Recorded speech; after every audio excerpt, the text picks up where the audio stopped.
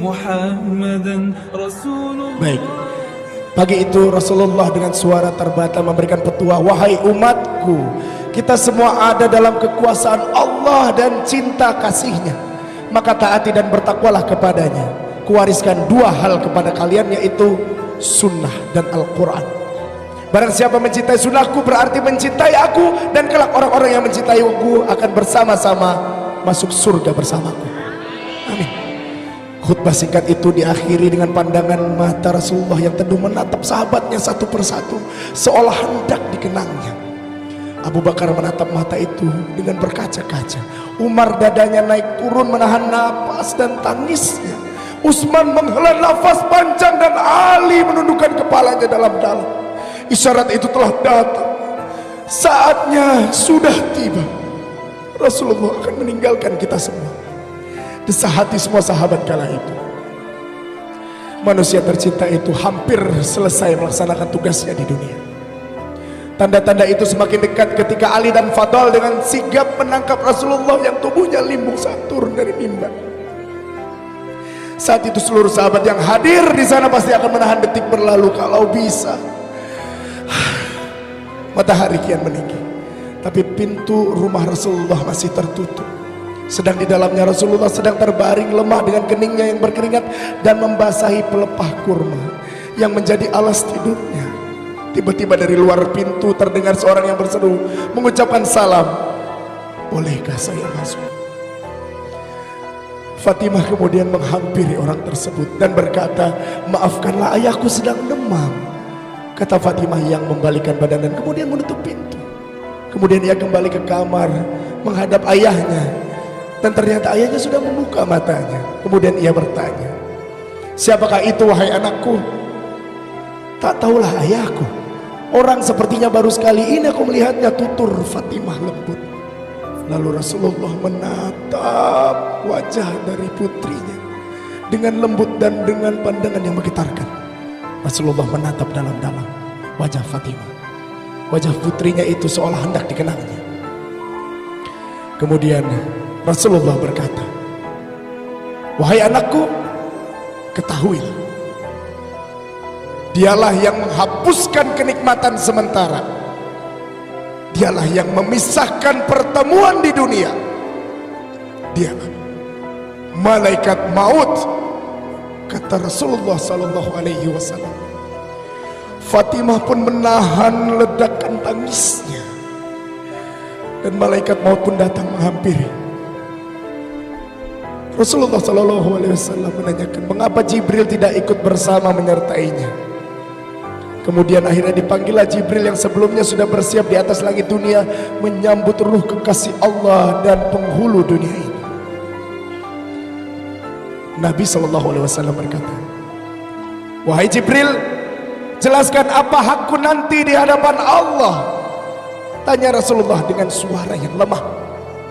Kemudian Jibril berkata, pintu-pintu langit telah dibukakan, para malaikat telah menanti rohmu ya Rasul, semua surga terbuka lebar menanti kehadiranmu, kata Jibril.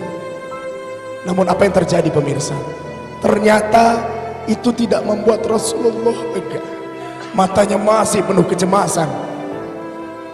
Kemudian Jibril bertanya, engkau tidak senang mendengar kabar ini? Tanya Jibril.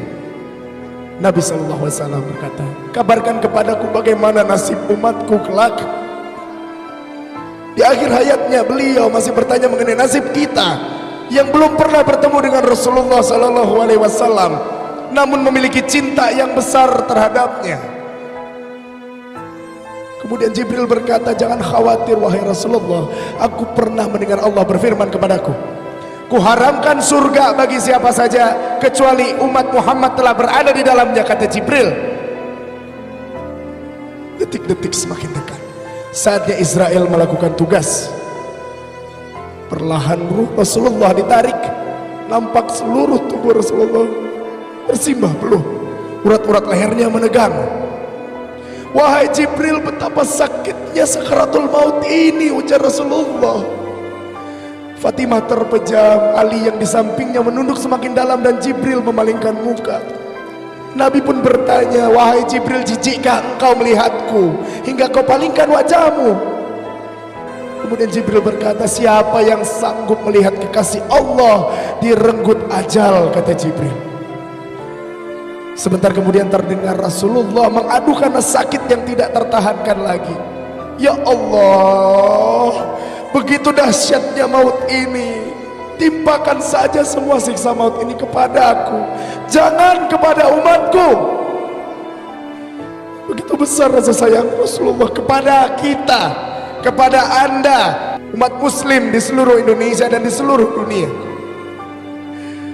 Rasul menginginkan semua kesakitan sakaratul maut hanya ditimpakan kepadanya, tidak kepada kita. Padahal Rasulullah tidak pernah bertemu dengan kita sekalipun.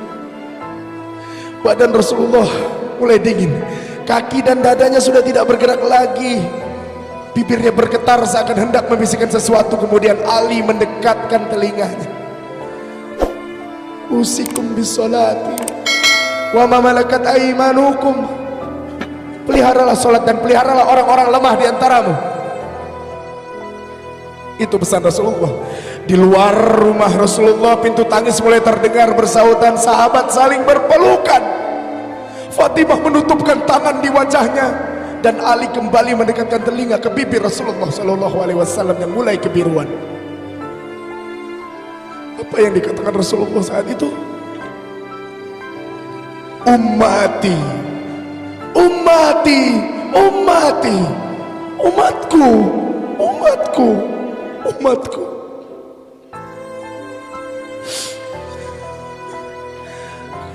Inna lillahi wa inna ilaihi raji'un. Berakhirlah hidup manusia mulia yang selalu memberikan kita sinaran, yang hadir untuk menjadi pemimpin para manusia. Dan kini pertanyaan untuk kita semua, mampukah kita mencintai seperti Rasulullah SAW?